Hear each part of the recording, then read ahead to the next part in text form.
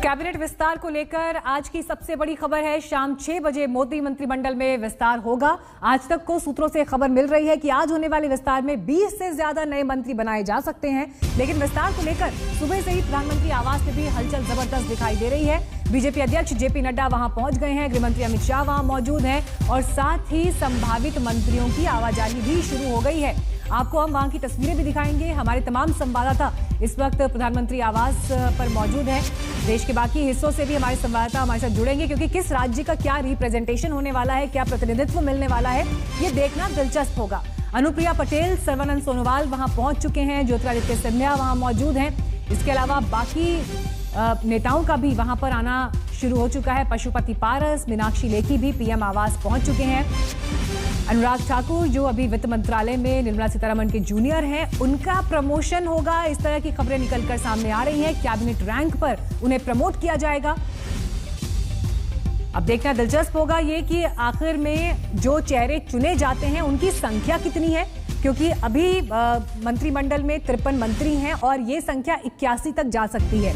ऐसे में करीब 25 से 27 तक पोर्टफोलियोज यानी और उपलब्ध हैं। लेकिन देखना ये होगा कि इनमें से नए चेहरे कितने होते हैं और कितनों को आगे प्रमोट किया जाता है।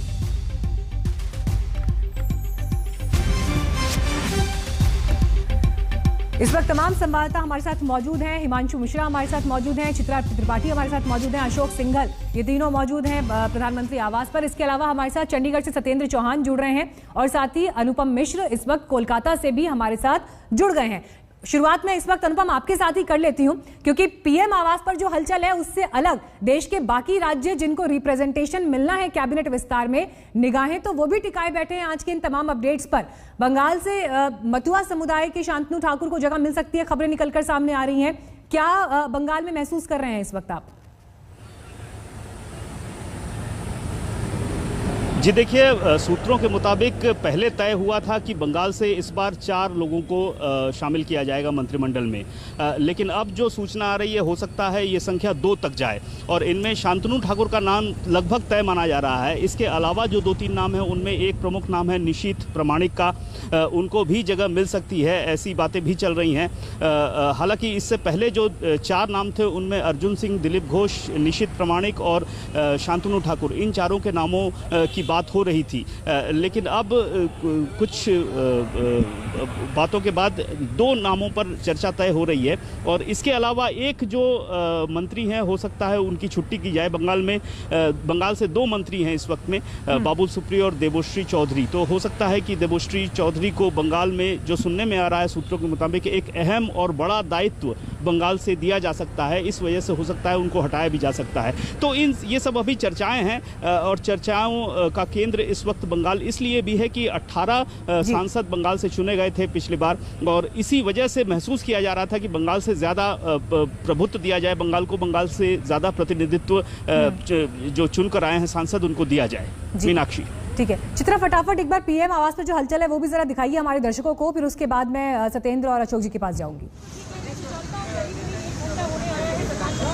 देखिए मीनाक्षी, जैसे जैसे जो भी गाड़ियां यहाँ पर आ रही हैं सभी की नजरें उस पर जाकर टिक जाती हैं कि कहीं ऐसा तो नहीं कोई ऐसा नया नाम सामने आ रहा है जो चौंकाने वालों में। चाहूंगी अमित, हमारे कैमरा पर्सन, आपको पीछे की तस्वीरें दिखा दें। यहाँ पर फिलहाल हर रोज की तरह उसी तरह से भीड़ देखी जा रही है, लेकिन अंदर जो पीएम आवास है वहां पर तमाम इन संभावित मंत्रियों के साथ बातचीत प्रधानमंत्री नरेंद्र मोदी की लगातार जारी है और उसके पीछे नई जोश, नई ऊर्जा पैदा करने की उनकी कोशिश है, क्योंकि उनको भी पता है चुनौतियों का पहाड़ इस वक्त खड़ा हुआ है मोदी सरकार के सामने, उससे पार पा जाने की कोशिश। और इन सब के बीच देखिए मीनाक्षी, ये भी जानना बहुत जरूरी हो जाता है कि आज के इस मंत्रिमंडल फेरबदल के जरिए 2024 के लिए भी एक बड़ी लकीर यहां पर मोदी सरकार खींचना चाहती है। यही कारण है कि तमाम युवा चेहरों को शामिल करके एक अलग तरह का जोश पार्टी के भीतर भरा जा रहा है। तो वहीं दूसरी तरफ आपको बताते चले, तमाम वो राज्य जहां पर 2024 काफी महत्वपूर्ण हो सकता है उन चेहरों को भी शामिल किया जाता है।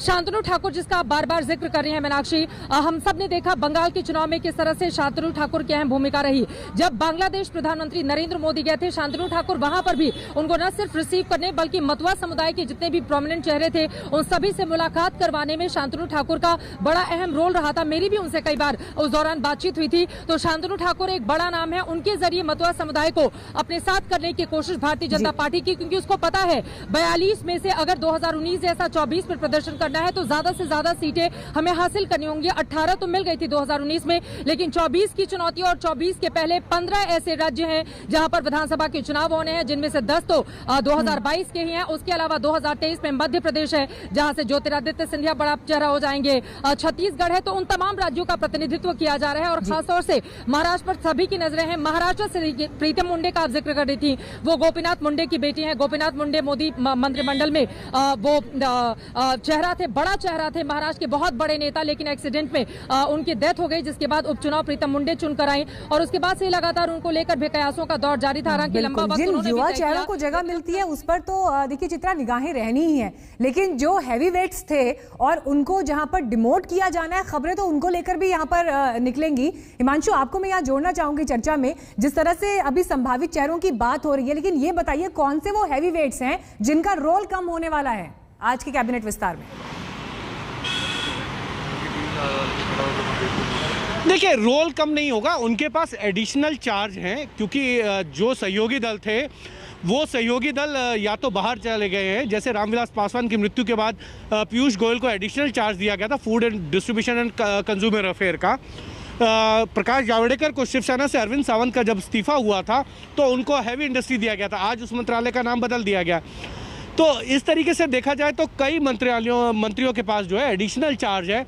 जैसे देखें कि हरसिमरत कौर बादल ने जब इस्तीफा दिया तो नरेंद्र सिंह तोमर को जो है एडिशनल चार्ज दिया गया था फूड प्रोसेसिंग का। ये सारी चीज़ें जो हैं इन इक्वेशंस को है अब उनका जो है भार कम किया जाए, जिनसे उनके परफॉर्मेंस में और निखार आए और साथ ही साथ जो नए मंत्री हैं उनको मंत्रालयों के अंदर जगह दी जाए। तो ये एक तरीके से कहा जा सकता है कि सरकार की सोची समझी, मैंने आपको पहले भी कहा, चुनावी समीकरणों को देखते हुए, सोशल इंजीनियरिंग को देखते हुए, टेक्नोक्रेट्स, अनुभव और युवा, ये एक ऐसी चीज़ बनाई है इस कैबिनेट विस्तार में जिससे पीएम चाहेंगे कि उनका ये जो कैबिनेट विस्तार हो उसके बाद इतनी इफेक्टिव हो जाए जिसको लेकर जो उनकी काम करने की रफ्तार है उस रफ्तार से मैच करे और डिलीवरी करे ग्राउंड पे जाकर।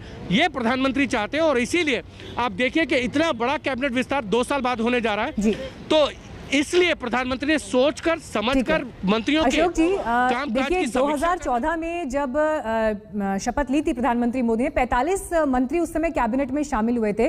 नारा दिया गया था मिनिमम गवर्नमेंट मैक्सिमम गवर्नेंस, लेकिन अब 81 तक ये संख्या जा सकती है। 53 मंत्री अभी कैबिनेट में हैं, तो क्या इस बार रिकॉर्ड टूटेगा? बिल्कुल, जिस ढंग से बात हो रही है कि 20 से ज्यादा मंत्रियों को शामिल किया जाएगा, तो कहीं ना कहीं देखिए एक चीज़ समझने की बात है मीनाक्षी, सरकार की कोशिश रिजल्ट देना है, परफॉर्मेंस देना है, डिलीवरी देना है। इसको देखते हुए प्रधानमंत्री समय समय पर मोदी एक्सपेरिमेंट करते रहते हैं। पिछले दिनों मोदी ने पूरी एक्सरसाइज की, प्राइम मिनिस्टर ने तमाम मंत्रियों को बुला करके उनसे बातचीत की गई, लेखा जोखा, उनको पूरा कामकाज के बारे में बातचीत की गई और कहाँ कमियां हैं, कहाँ आगे बढ़ना है, क्या टारगेट्स हैं, इन तमाम चीज़ों पे विश्लेषण किया गया था। और उस एक्सरसाइज के बाद ही अब ये कैबिनेट विस्तार हो रहा है और प्रधानमंत्री अगर ये एक्सपेंशन कर रहे हैं, पहला एक्सपेंशन है 2019 के बाद, तो वो तमाम चीज़ों को ध्यान में रखते हुए किया जाएगा। जिन राज्यों में चुनाव हैं आने वाले दिनों में, उनको वहाँ पे किस ढंग से आगे बढ़ना होगा, किन को शामिल करना है, वहाँ की जो कास्ट फैक्टर्स हैं उनको समीकरणों को देखते हुए, वहाँ के राजनीतिक हालात को देखते हुए, और इसके अलावा परफॉर्मेंस, किन मंत्रियों का परफॉर्मेंस पिछले 2 साल में ठीक नहीं रहा, उनको बाहर भी किया जा सकता है, उनको डिमोट भी किया जा सकता है, कुछ को जिनका परफॉर्मेंस अच्छा रहा उनको प्रमोट भी किया जा सकता है। लेकिन एक खास बात यह है कि कुछ मंत्रालयों में कुछ मंत्रियों के पास ओवरबर्डन था, जिनके और बड़े मंत्रालय थे उनके पास, चाहे वो नरेंद्र सिंह तोमर रहे हों, पीयूष गोयल रहे हों, प्रकाश जावड़ेकर हैं, कई ऐसे मंत्री थे जिनके पास ज़्यादा मंत्रालय थे, जो कि एक एक मंत्रालय अपने आप में बहुत बड़ा मंत्रालय है। तो उनका भार हल्का करके जो नए चेहरे आ रहे हैं उनको दिया जाएगा, ताकि एक एक मंत्रालय को वो बखूबी परफॉर्म कर सकें। तो ये तमाम चीज़ों को देखते हुए ही मोदी ने विस्तार किया है। लेकिन सबसे बड़ा मोदी का एक की कंसर्न ये रहता है कि परफॉर्मेंस डिलीवरी उसको देखते हुए ही लोगों को शामिल किया जा रहा है, युवाओं को शामिल किया जा रहा है, ताकि महाराष्ट्र से जैसे बात हो रही थी, है कि ये बातचीत जो है वो बहुत अहम इस वक्त प्रधानमंत्री आवास पर चल भी रही है, ये मीटिंग जो चल रही है वहां पर, और इसी को लेकर शाम 6 बजे के लिए भी बड़ी खबर निकलकर आनी है। सत्येंद्र, आप चंडीगढ़ में मौजूद हैं, क्या सेंटिमेंट इस वक्त हरियाणा में है, किस तरह की उम्मीदें हरियाणा को है, रिप्रेजेंटेशन कैबिनेट में क्या मिलने वाला है, क्या खबरें निकल कर आ रही हैं? देखिए मीनाक्षी, अगर हरियाणा से पहले अगर पंजाब की बात करें तो ज़्यादा उपयुक्त लगेगा, बेहतर रहेगा, क्योंकि पंजाब में यूपी के साथ साथ अगले कुछ महीनों बाद चुनाव होने हैं। हरियाणा की बात करें तो हरियाणा में 3 मंत्री हैं, हालांकि कैबिनेट मंत्री हरियाणा में कोई नहीं है, लेकिन 3 राज्य मंत्री हरियाणा में इस समय मौजूद है। हरियाणा से बड़ा कहीं ना कहीं पंजाब राज्य है, और पंजाब के साथ लगता हुआ हिमाचल है। हिमाचल से अनुराग ठाकुर हैं, जिनके बारे में कहा जा रहा है कि कैबिनेट उनको मिल सकता है, तो वहीं से जेपी नड्डा, जो कि भारतीय जनता पार्टी के राष्ट्रीय अध्यक्ष हैं, वो भी हिमाचल से आते हैं। अब बात रह गई पंजाब की। पंजाब हिमाचल और हरियाणा के बीच में आता है, और कुछ महीने बाद भारतीय जनता पार्टी को चुनाव में जाना है। और यहाँ पर अगर बात करें तो किसान आंदोलन के बाद कहीं ना कहीं राज्य के हालात एकदम बदले हुए हैं। और इससे पहले जैसा कि हिमांशु ने बताया, कैबिनेट में हरसिमरत कौर बादल थी, जो कि अकाली दल से थी। अकाली दल भारतीय जनता पार्टी का सहयोगी था, तो वो सीट पंजाब में फिलहाल खाली है। लेकिन पंजाब में भारतीय जनता पार्टी के 2 MP हैं, जिनमें से सोम प्रकाश ऑलरेडी राज्य मंत्री हैं, इसके अलावा सनी देओल हैं, जो गुरदासपुर से सांसद हैं। तो उम्मीद ये जताई जा रही है कि आने वाले विधानसभा चुनावों को देखते हुए, साथ ही पंजाब के राजनीतिक हालातों को देखते हुए, पंजाब में फिलहाल एक मंत्री पद कम से कम आना चाहिए, ताकि आने वाले विधानसभा चुनावों में यहाँ से एक संदेश जा सके। तो पंजाब की निगाहें हरियाणा और हिमाचल की ज्यादा इस मंत्रिमंडल विस्तार पर ज्यादा लगी हुई है कि पंजाब के हिस्से में कहीं ना कहीं एक मंत्री पद आ सकता है। तो ये जो है हरियाणा, पंजाब और हरियाणा में बनी हुई है, और पंजाब में खासतौर पर जो किसान आंदोलन हुआ उसके जो इफेक्ट्स आए, अब जो चुनाव आ गया, उसको लेकर बड़ी बखूबी यहाँ पर हमको सत्येंद्र ने समझाया है। आपको पटना भी ले चलते हैं, हमारे साथ सुजीत झा भी वहां से जुड़ गए हैं। सुजीत, देखिए पटना से जो नाम निकलकर सामने आ रहे हैं, सुशील मोदी का नाम है, पशुपति पारस का नाम है, संतोष कुशवाहा का नाम है, लेकिन ये सब अभी कयास हैं। आपके पास क्या खबरें वहां से पहुंच रही हैं? कितनी उम्मीदें हैं बिहार को आज के मोदी मंत्रिमंडल में विस्तार से? देखिए मीनाक्षी, उम्मीद की बात करें तो उम्मीद तो बहुत ज़्यादा है, और जेडीयू को ख़ास तौर पर। लेकिन अभी तक जो सूचना मिल रही है कि प्रधानमंत्री से सिर्फ 2 ही सांसद मिल पाए हैं, एक जेडीयू के राष्ट्रीय अध्यक्ष RCP सिंह और पशुपति पारस जो LJP की तरफ से हैं, तो 2 को कन्फर्म माना जा रहा है। बाकी सुशील मोदी की चर्चा बहुत ज़ोरों से थी, लेकिन मुझे नहीं लगता कि अभी तक कोई इसके बारे में कोई जानकारी आई है। सुशील मोदी बन रहे हैं। बाकी जो ये कहा जा रहा था कि जेडीयू में 3 या 4 मंत्री बनाए जाएंगे, उनकी भी कोई खैर खबर नहीं। आपको पता ही है कि नीतीश कुमार जो मुख्यमंत्री हैं, वो अंत तक अपने पत्ते नहीं खोलते हैं, और यही उनकी हमेशा से ये इस तरह से उनकी आदत रही है। किसी को भी जानकारी नहीं है कि कौन बन रहा है, क्या बन रहा है। लेकिन एक बात तय है कि RCP सिंह जो कि राष्ट्रीय अध्यक्ष हैं जेडीयू के, वो मंत्री बनने जा रहे हैं।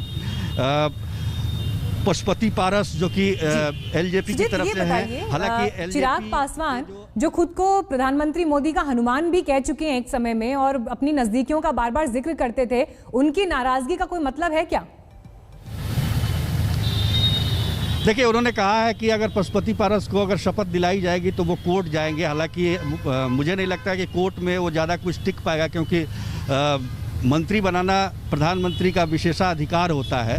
लेकिन फिर भी उनकी नाराज़गी बरकरार है, और वो इस बात को मान के चल रहे हैं कि उनके पिता रामविलास पासवान जो कि मंत्रिमंडल में थे और उनका निधन हो गया है, तो चिराग पासवान की दावेदारी बनती है। लेकिन इस बीच में जिस तरह के राजनीतिक घटनाक्रम हुए और LJP में टूट फूट हुई और पशुपति कुमार पारस अध्यक्ष बने और अब उनको मंत्री बनाया जा रहा है, तो कहीं ना कहीं ये चिराग पासवान के लिए एक बड़ा झटका जरूर है।